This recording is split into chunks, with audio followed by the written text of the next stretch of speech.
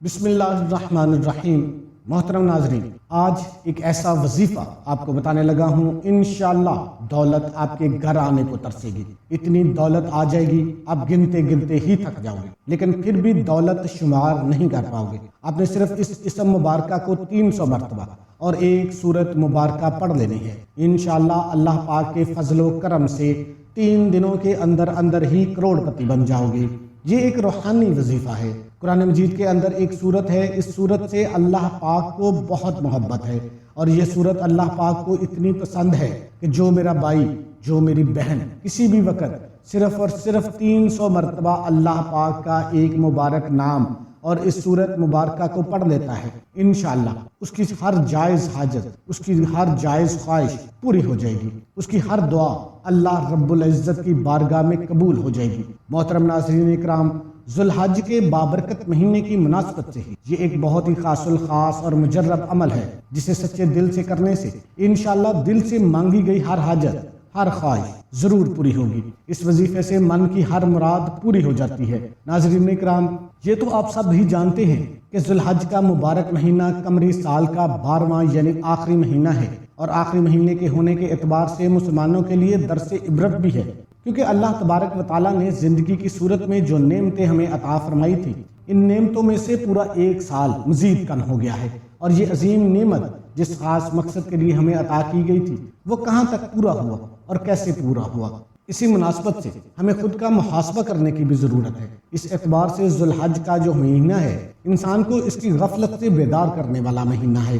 رب ذوالجلال نے جس طرح سال کے 12 مہینوں میں سے رمضان المبارک کو خاص اہمیت دی ہے، اور پھر رمضان المبارک کے ہی 3 اشروں میں سے آخری اشرے کو جو فضیلت اور اہمیت بخشی ہے وہ کسی دوسرے اشرے کو نہیں بخشی، بالکل اسی طرح ذو الحج کے مہینے کے 3 اشروں میں سے پہلے اشرے کو بھی خاص اہمیت، فضیلت اور برکت سے نوازا گیا ہے۔ اس اشرے میں اعمال پر خاص اجر و ثواب بھی رکھا گیا ہے۔ اللہ تعالیٰ نے قرآن کریم میں سورہ فجر میں ذو الحج کے 10 دنوں کی قسم فرمائی ہے۔ اس سے معلوم ہوا کہ ذو الحج کا ابتدائی اشرہ اسلام میں خاص اہمیت کا حامل ہے۔ حج کا اہم رکن وقوف عرفہ اسی اشرہ میں ادا کیا جاتا ہے، جو اللہ کے خاص فضل و کرم کو حاصل کرنے کا دن ہے۔ غرض رمضان کے بعد ان ایام میں کامیابی حاصل کرنے کا بہترین موقع ہے۔ ان میں سے زیادہ اللہ کی عبادت کریں، اللہ کا ذکر و اذکار کریں، روزے رکھیں، قربانی کریں۔ احادیث میں ان ایام میں عبادت کرنے کے خصوصی فضائل وارد ہوئے ہیں۔ حضرت عبداللہ بن عباس رضی اللہ تعالیٰ عنہ سے روایت ہے کہ نبی کریم صلی اللہ علیہ وآلہ وسلم نے ارشاد فرمایا، کوئی دن ایسا نہیں جس میں نیک عمل اللہ کے یہاں ان 10 دنوں کے عمل سے زیادہ محبوب اور پسندیدہ ہو۔ یہ بخاری شریف کی حدیث ہے۔ حضرت عبداللہ بن عباس رضی اللہ تعالیٰ عنہ سے روایت ہے کہ نبی کریم صلی اللہ علیہ وآلہ وسلم نے فرمایا، اللہ تعالیٰ کے نزدیک عشرہ ذی الحج سے زیادہ عظمت والے دوسرے کوئی دن نہیں ہے، لہٰذا تم ان دنوں میں تسبیح کرو، تکبیر کرو، تمہید کثرت سے کیا کرو۔ ان ایام میں ہر شخص کو تکبیر تشریق پڑھنے کا خاص اہتمام کرنا چاہیے۔ اللہ اکبر، اللہ اکبر، لا الہ الا اللہ واللہ اکبر، اللہ اکبر وللہ الحمد۔ ناظرین اکرام، اللہ تعالیٰ کا خاص فضل اور احسان ہے کہ ہماری زندگی میں ذو الحج کے مہینے کی فضیلتوں، رحمتوں اور برکتوں والے ایام آ چکے ہیں۔ ان دنوں کی شریعت اسلامیہ میں بڑی اہمیت اور فضیلت پائی گئی ہے، اور ہمیں ان دنوں کو عام دنوں کی طرح گزارنے کی بجائے خصوصی طور پر اللہ تعالیٰ کی عبادت کا اہتمام کریں، اپنی حاجتیں، اپنی ضرورتیں پوری کروا لیں، کیونکہ معلوم نہیں آئندہ یہ مبارک دن ہمیں دوبارہ نصیب ہوں گے کہ نہیں ہوں گے۔ اسی دعا کریں، ایک تسبیح جسے سچے دل سے کرنے سے انشاءاللہ میرا رب آپ کو کروڑوں نہیں بلکہ اربوں کا مالک بنا دے گا۔ یہ وظیفہ ان بہنوں کے لیے ہے، ان بھائیوں کے لیے ہے جو کہتے ہیں کہ ہمارے نصیب میں رزق کی کمی ہے، جو کہتے ہیں لاکھ کوششوں اور جستجو کے باوجود بھی رزق کے لیے در کی ٹھوکریں کھا رہے ہیں۔ تو یہ خاص دن آ چکے ہیں، ان کو ضائع مت کیجیے گا۔ انشاءاللہ غیب سے ہی آپ کے ادھورے کام پورے ہو جائیں گے۔ ان 10 دنوں کو دوسرے دنوں میں زیادہ تر فضیلت والا قرار دیا گیا ہے۔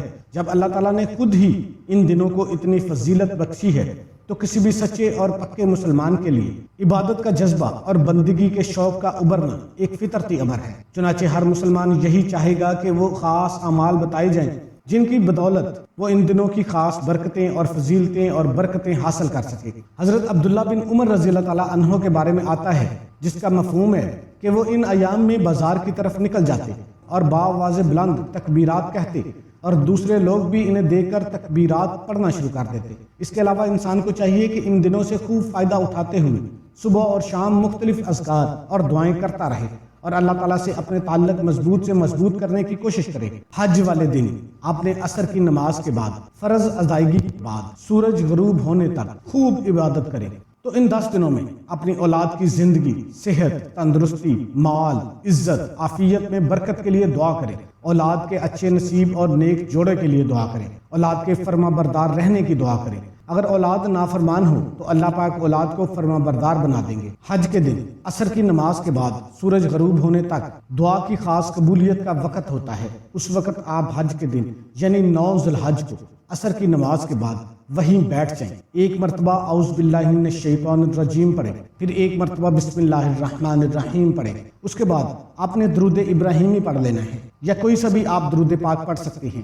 آپ چھوٹے سے چھوٹا درود صلی اللہ علیہ وآلہ وسلم پڑھ دیں اور اس کے بعد آپ نے 333 مرتبہ لبیک اللہم لبیک لبیک لا شریک لک لبیک ان الحمد والنعمت لک والملک لا شریک لک، اس کو آپ نے 333 مرتبہ آپ نے پڑھ لینا ہے۔ تسلی کے ساتھ پڑھنا ہے۔ یہ تصور کرنا ہے آپ خانہ کعبہ کے سامنے بیٹھے ہوئے ہیں، اللہ کے سامنے اعتراف کر رہے ہیں میں حاضر ہوں، میرے اللہ میں حاضر ہوں۔ انشاءاللہ جب یہ آپ دل سے یہ کلمات ادا کریں گے، پورا سال کا رزق آپ کے مقدر میں لکھ دیا جائے گا۔ آپ کی حاجات پورا ہونا شروع ہو جائیں گی۔ جو مانگو گے اللہ کے حکم سے آپ کو عطا ہونا شروع ہو جائے گا۔ آپ رزق مانگ سکتے ہیں، آپ کاروبار میں وسعت مانگ سکتے ہیں، اولاد مانگ سکتے ہیں، اولاد نرینہ مانگ سکتے ہیں، تڑپنے والی محبت مانگ سکتے ہیں۔ جو چاہے مانگ لو، اللہ پاک دینے پر آیا ہوا ہے، تو پھر آپ لینے کو کیوں تیار نہیں ہیں؟ اس کے بعد آپ نے 300 مرتبہ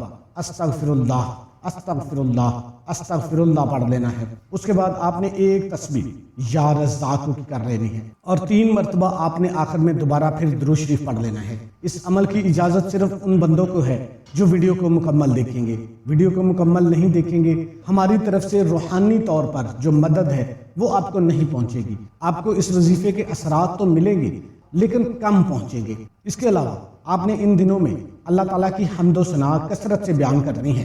امام بخاری رحمۃ اللہ علیہ کے مطابق سیدنا ابو ہریرہ رضی اللہ تعالیٰ عنہ اور سیدنا عبداللہ بن عمر رضی اللہ تعالیٰ عنہ بازاروں میں جاتے تھے، خود بھی تکبیرات کہتے تھے اور لوگ بھی تکبیریں بلند آواز سے پڑھتے تھے۔ سیدنا عمر رضی اللہ تعالیٰ عنہ اپنے خیمے میں بلند آواز سے تکبیریں کہتے تو مسجد میں موجود دوسرے افراد بھی ان کو سن کر جواباً تکبیریں کہتے۔ اس کے علاوہ یوم عرفہ کا روزہ رکھنا رسول اکرم صلی اللہ علیہ وآلہ وسلم سے ثابت ہے۔ آپ صلی اللہ علیہ وآلہ وسلم نے فرمایا کہ یوم عرفہ کا روزہ 1 سال پہلے اور 1 سال بعد کے گناہوں کو مٹا دیتا ہے۔ تو آخر میں دعا ہے کہ اللہ تعالیٰ ہمارے اس وظیفے میں کی گئی کسی بھی قسم کی کوئی کمی کوتاہی کو اپنے فضل و کرم سے معاف فرمائے، ہمیں پکا اور سچا مسلمان بنائے اور ان خاص دنوں کی برکتیں فضیلتیں سمیٹنے کی توفیق عطا فرمائے۔ تمام دوستوں سے گزارش ہے کہ اللہ کے 99 ناموں میں سے ایک نام کمنٹ میں لازمی ٹائپ کریں۔